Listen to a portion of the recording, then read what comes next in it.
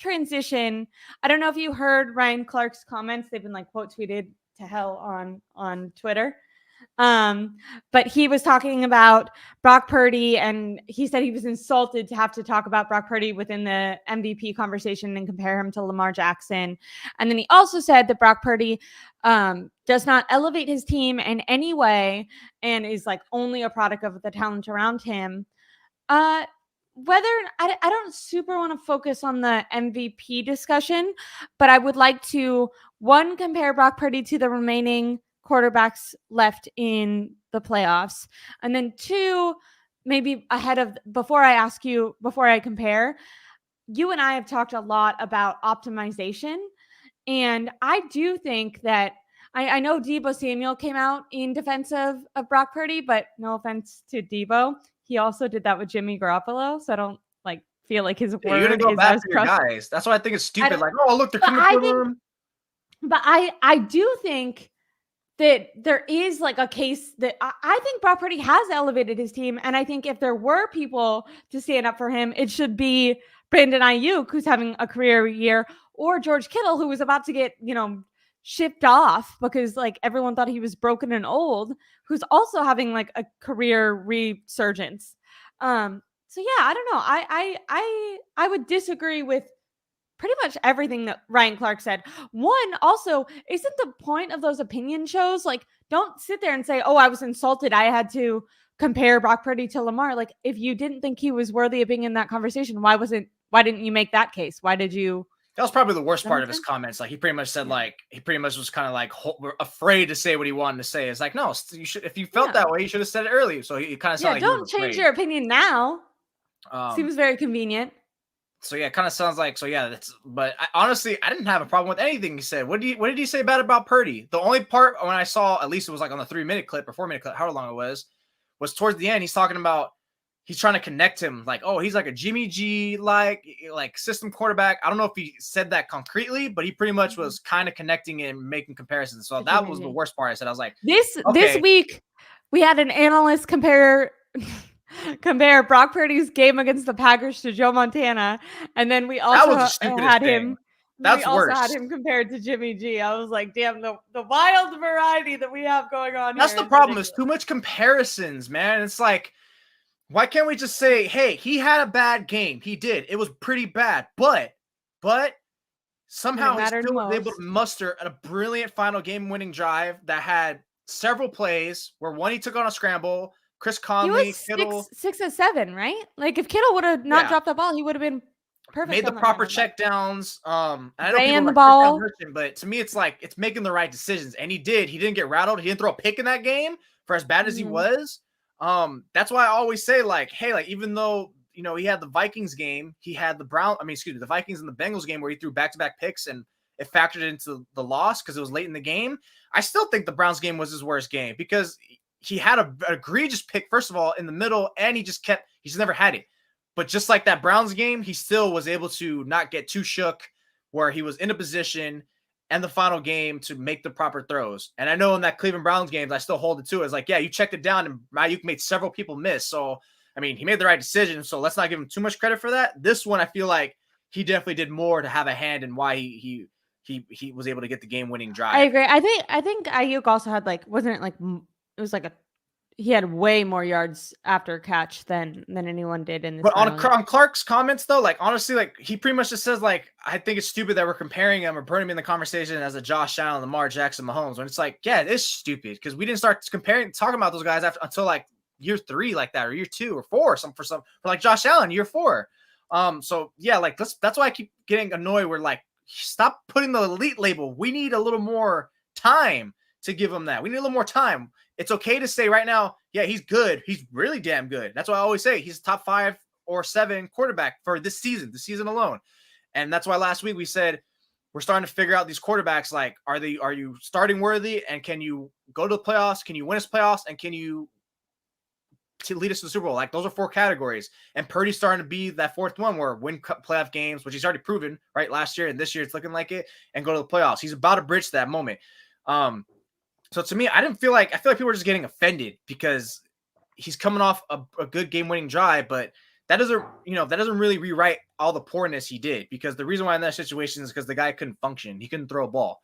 But ultimately it's fine. We could critique him and say it was a bad game, but he still musters a great way, which, by the way, I always continue to say this, his most elite trait is his head, his mental fortitude. It's ridiculous. Yeah. That was evident to me after the first several games last year. I honestly do feel like I was one of the first people on it, along with optimizing, because it's like to be a third string quarterback rookie, to step in that situation, all the pressure around you, you could have just been a game manager and everyone would have called you great. But not only were you not a game manager, you made everyone look good. And that's where I push back on, he does not elevate talent, because we don't know. Because all these players we knew were already damn good. These players aren't all pros because of Purdy. They're all pros because Purdy knows how to get them all involved. This goes back to my always the same one I've been saying all season long. He's optimizing. He gets the most out of them because Garoppolo couldn't. He could only get one or two. He wasn't a good quarterback to get everyone involved. Purdy is a good quarterback to get everyone involved. So, yeah, he's definitely not a system quarterback. He doesn't get carried by his talent. That's why he's far and beyond all of that. I think that's stupid. He's kind of in the middle of being what a system and Jimmy G is to being elite. And he's probably a little high. It's almost like he's a B plus player. He's definitely not CC plus or B minus, but I'd say he's like a B plus player. And the way Ryan Clark was talking about it was like he was a C minus quarterback, and he was like disgusted that he was ever compared to like an A quarterback. And it was like, can you calm down, dude? Like, I don't know. I think because he's such a defensive player, you can see like, oh, defending against this guy is like easy, because all we got to do is try to really hone in on these talented players. We don't have to necessarily disguise so much, versus like, we just got to like literally just figure out a way to tier 1 to 2 of his players and see where he can go with it. And I'd like to ask you, because during this, and I'll talk about ranking the quarterbacks in a second, but during this segment, Ryan Clark said something about comparing him to Lamar Jackson and putting Lamar ahead of him, which I agree that Lamar is a better quarterback than Brock Purdy. I don't think that's breaking news. But what I did find a little like, hey, I think there could be a debate here. And longevity is something that needs to be factored in. But Ryan Clark said that anyone with a brain would take Jared Goff as their quarterback over Brock Purdy. And when we're talking about optimization, not only has he optimized Brandon Ayuk, where Brandon Ayuk has consistently said that before, when he was running go routes, that was just basically a play off, like just a distraction. He was never going to get the ball, where now he has to constantly be prepared, bringing George Kittle back to life. But also he is working behind a way worse offensive line than Jared Goff has on the Lions. And I think Brock Purdy's mobility when the pocket breaks down is a huge asset that he brings to the team. That is something that Jimmy Garoppolo did not bring to the team, and is something that if they were to switch Jared Goff and Brock Purdy, Jared Goff has a stronger arm probably, but he, to me, is a little bit he's a statue in the pocket, and he would not bring that mobility. And when the pocket did break down, I think there would be more problems with Jared Goff behind center on the 49ers. Do you think that it's obvious that Jared Goff is a better quarterback than Brock Purdy? Because I don't. No, I'd probably take him. I would take Purdy over Goff it's just, and Goff's playing pretty tremendous right now. But I think what's going to really have me take Purdy over Goff is Goff's very reliant on indoor play. He very is. Yeah. Whereas we're giving slack where it's looking clear that Purdy cannot play an element, specifically the rain, which is low key a little bit. It's a little bit of a red flag, but it's not, because at least 8 to 9 of your home games aren't going to be in rain games, right? So that was kind of last year. I don't think there was a single rain game. The last rain game I think was 2021, right, against the against the Colts, or was that 2020? Either way, I digress. That was 21. Yeah, so it hasn't really been too many rain games here. But yeah, Goff, to me, the reason why I think he looks good is, aside from like talent and what system he's in and everything, is he plays inside. Like, I've seen it before, even with the Rams. Like, he's going to Chicago in December and he's folding. He's going to the East Coast. Like, he's just bad. Like, he cannot play in like elemental weather. He's lucky he's coming to California, where it's going to be a solid 60 degrees. So he'll still probably look as good. But I just think there's something to be had about him outside the door. So at least Purdy, I could be like, I could take him anywhere. Just hold the rain, for the most part. And he'll most likely be fine. So yeah, I don't like, if anything, Goff just has the arm, which does like translate. Like I said, he's the arm, which if you're going to be a statue, you better have an arm. Yeah. But yeah, I think that's a little outlandish to put him there. Can we people forget that Goff was a negative trade asset when he went to the Lions? I agree. I think he's had when Look, we're he's talking about bounced back George. like crazy. And look, he's solid. I'm not saying like Yeah. he sucks. I'm just saying Yeah, like yeah. his situation is perfect. That's the thing too. Like everyone's situations right now, the reason why you're this far is because you're perfect, right? Like last year, Jalen Hurts, like everyone top 5, second MVP voting, offensive system, coordinator leaves. Now the situation's not perfect anymore. So it literally like situations have to be like damn near pretty good for all these guys to really be at their best. We're talking about optimizing. The coaching staff around you and the system has to be optimized as well for the quarterback. So I think that's why it works well for Purdy and the 49ers.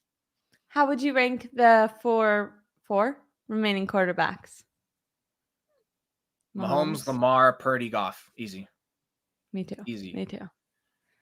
And actually, Definitely. you know what? I think we did this last week. I don't know.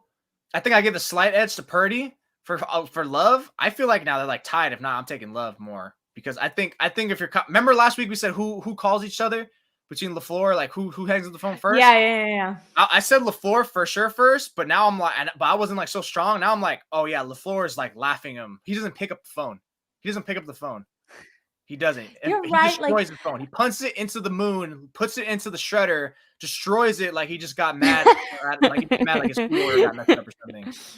He can definitely get better. It is funny that is the takeaway though. When Jordan Love is the one that threw 2 interceptions, just to He be did, and devil's they were pretty advocate. bad. But like to me, the way I that last one is a terrible decision. They had plenty of time. He did not need to chuck it down on first down. So here, the funny part about me is like, since I cover the 49ers, like I don't look at the lens so much from the other team, right? So I think if I didn't really have a reaction to that throw. That throw to me was like, that was more like a fuck it, get me out of here throw. That felt like he didn't care. You shouldn't be fucking get me out of here when you have a chance to win that the was game. that is bad. But like I didn't even think about a reaction to him, but I was like, no, yeah, that's pretty bad. Like his first pick was bad too. I know it was tipped, but like, dude, you threw that so far behind your guy. So of course your receiver's gonna try to make a play for it. So yeah, those two. But here's the thing: he still ultimately played pretty well in that game, and just like Purdy in Vikings and Bengals game, those 2 picks offset what he did. So to me, it's like those 2 picks he did cost him a game and did offset, but only one of them was the icer. So to me, it was like, yeah, he's still kind of like, aside from the turnovers, like he kind of like outplayed Purdy in my sense, which is fine. You know, it doesn't take away with the seasons they both had. Love for the last 3 months, and Purdy for the whole year. Like Purdy's still a damn good quarterback. He's not here for a fluke. He's not like I know he's not elite, but he's still good. I think right now, career-wise, maybe Jordan Love he might have more potential for talent. Although I don't think Brock, right? I don't think, yeah. And I to be fair, I don't think that Brock has hit his ceiling yet. He still hasn't had like an off season where he wasn't recovering from elbow surgery to like adjust to the NFL and being a starter. But I don't know. I think maybe it's just the devil's advocate in me, or maybe I think I gave Purdy like a D after the game, so I was really harsh on him. I give him like a C-. For some reason, right now, I think I might take Purdy. I think when you're like grading a math test, you give the word problems at the end, get the most credit. That's how I feel about Brock Purdy. Like, you can play bad all game, but if your defense, luckily in the defense, for all the complaints that we have against them, you have to give them praise for stopping Green Bay in the. I think we think the defense was really bad. It's because we hold them to such a high standard. Like they were underwhelming by their standards. If we just in a vacuum, not in a vacuum, but like saw like every defense is like they actually had a pretty decent game. But it's just the defense we know. We're judging it from their standards. Just the same way, like I'm critiquing Purdy. It's like I'm judging it by the standards I've seen Purdy this year. He had a piss poor game. He was bad.